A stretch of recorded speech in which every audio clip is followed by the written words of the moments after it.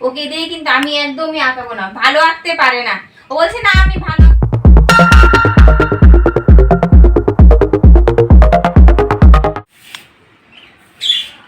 Hello everyone, good morning. আমি কৃষ্ণা ত্রিপুরা থেকে বলছি। শানু কৃষ্ণা ব্লগে তোমাদের সকলকে অনেক অনেক স্বাগত।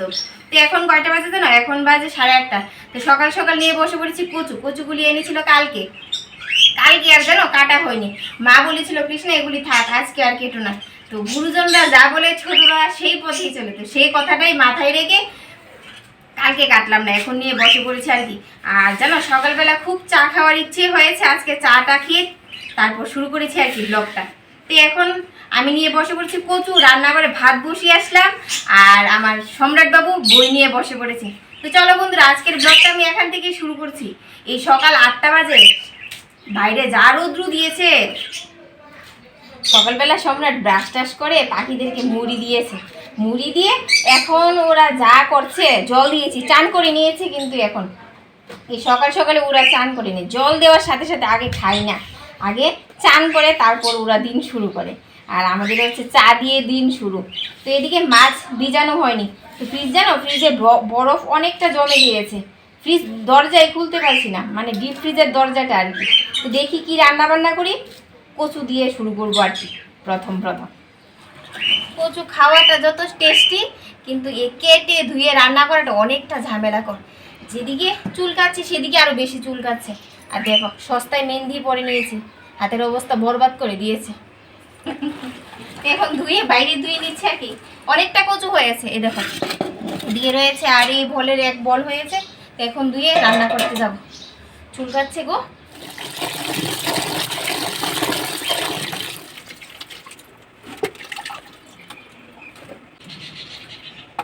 রান্নাঘরে বসিয়ে আসলাম, কচু সিদ্ধ প্রেসার কুকারে দিয়ে নিয়েছি। আর সম্রাট কি বলছে জানো, এই কচু আমি খাবো না, তুমি যেভাবে হাত চুলকাচ্ছ। তো মা বলছে যে কৃষ্ণা হাতে সর্ষের তেল মাখিয়ে না। তো সর্ষের তেল মাখানোর পর কিছুটা চুলকানো কমেছে আর কি। তো মা বলছে যেই কচু নাকি কাটার সময় হাত চুলকায় সেই কচু গলায় ধরে না। তো সে আর কি। আর এমনিতে কিন্তু কচুটা খেতে খুব দারুণ হয়েছে। তো এদিকে গড়দুর বিছানা তুলে আসলাম আমি আমার গোবরগুলি রৌদ্রে দেওয়ার জন্য। সম্রাটের বাবা তো এনেই রেখে দিয়েছে, ওগুলি রৌদ্র দেওয়ার কিছুতেই নাম টাম করে না। তো সম্রাটের পড়াশোনা শেষ, এবার বল নিয়ে বসে পড়েছে খেলার জন্য। আর কি খুঁজছে জানো, রিমোট নিয়ে। কালকে রাতে অনেকটা ঝামেলা হয়েছিল ওরা আম্মার সাথে। বলছে মা রিমোটটা কোথায় রেখেছো তুমি? আমি বলছি না বলবো না, তুই আম্মা দুজনে মিলেমিশে দেখবি কিন্তু। তো এদিকে বসিয়েছি কচুর শাক, আর নিয়েছি কাচকি মাছ। কাচকি মাছটা জানো বরফ গলতে অনেকটা সময় লেগে গেছে। তো এখন রান্না করব আমাদের বাগানের, সবজি বাগানের। আমাদের বাড়িতে কি বাগান আছে? আছে কিন্তু। বাগান থেকে নিয়ে আসবো চাল কুমড়ের পাতা, ওটা দিয়ে পাতুরি করবো আর কি।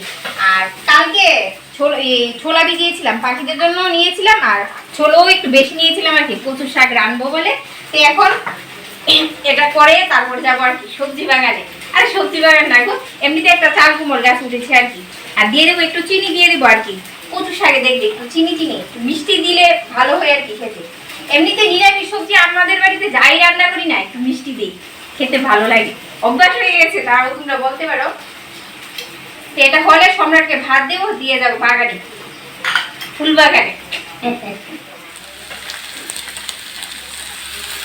এটা আগে থেকে সিদ্ধ করে নিয়েছি অল্প একটু নুন দিয়ে।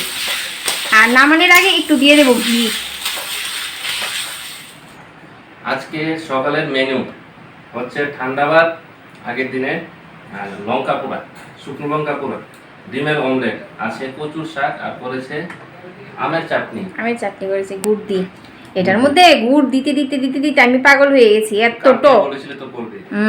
আর তারপর দুপুরে রান্না করবে কি? মাছ করবো, কেচকি মাছ, কেচকি মাছের পাতুরি।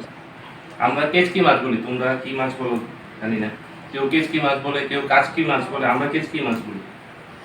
তো খেয়ে নিই এখন গরমের বেস্ট খাবার, পান্তা ভাত, ডিমের অমলেট। যদি না বলতাম যে আমি পান্তা ভাত রাখিনি, গরম ভাতের মধ্যে জল দিয়ে খেয়ে নিত।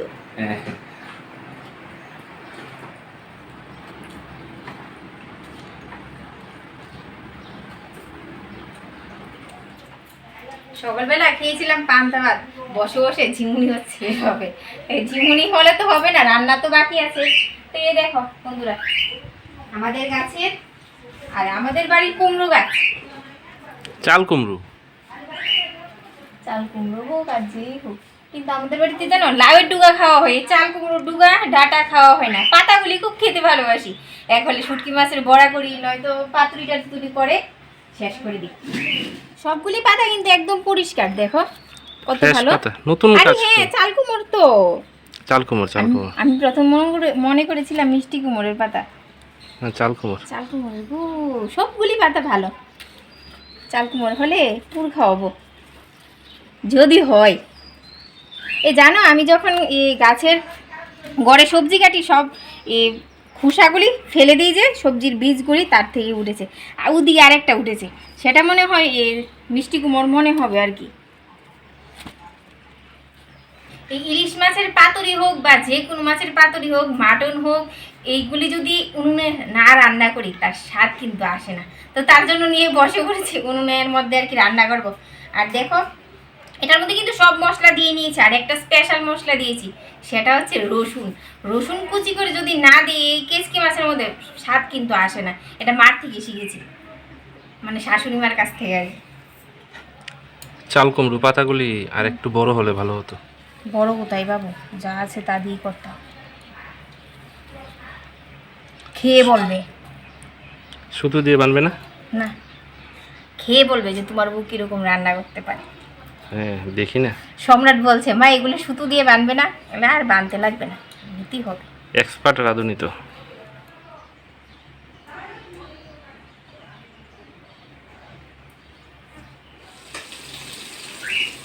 তো এদিকে আমার পাতুরিগুলি ভাজা হয়ে গেছে। আর যা গরম লাগছে বন্ধুরা, গরমের কথা আর কি বলবো। এখন কাপড় ভিজাবো আর আম মাখা করবো, খেতে হবে। সিজনারি ফল এখন যদি না খায় আর পাওয়া যাবে না, এই কাঁচা।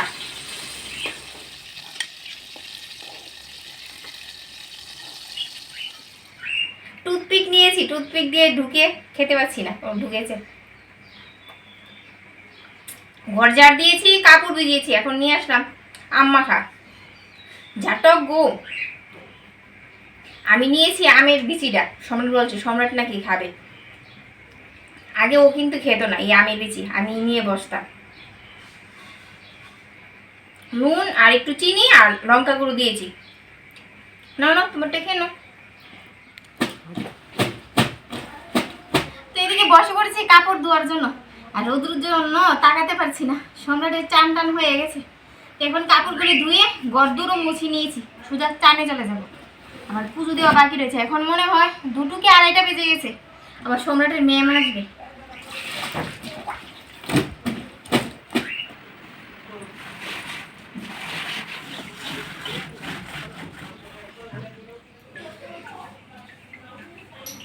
মাছের পাতুরিটা যা খেতে হয়েছে, ওরা ভাত খেতে বসে বলছে কৃষ্ণা দারুণ হয়েছে গো, হেভি হয়েছে। মনে করেছিলাম যে ভাত খাবো না, কিন্তু ওদের মুখের প্রশংসা শুনে আমি একটু খেয়ে নিয়েছি, হেভি হয়েছে। তো এখন বসেছিলাম একটু মোবাইল দেখেছি। আর কালকে জানো, কালকে আমার জীবনের একটা স্পেশাল দিন। তো তার জন্য এখন দোকানে যাব, দোকানে গিয়ে কিছু একটা কিনে আনবো আর কি। আর একটু পার্লারে যাব, বড় হয়ে গেছে তার জন্য আর কি, বিশেষ করে। তো এখন 5:30 বেজে গেছে, কিন্তু বাইরে অন্ধকার হয়নি, ফর্সা আছে এখন পর্যন্ত। এসে পড়বো, আমাদের সামনের এখানে দোকান আছে আর কি, একটা পার্লার আছে, ওখানে যাব।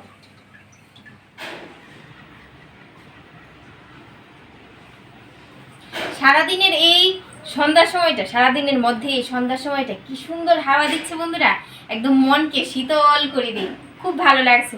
আর আমার মুখটা বেশিক্ষণ থাকবে না, নিভে যাবে এই হাওয়াতে। আর জানো, আমি দেখো থ্রেডিং করে আসলাম, আর বেশিক্ষণ দেরি হয়নি, 2জন ছিল আর কি দোকানের মধ্যে। আর অন্য সময় তো অনেকটা লাইন লেগে যায়। আসলাম, এসে হাত মুখ দিয়ে সন্ধ্যাটা দিয়ে নিচ্ছি।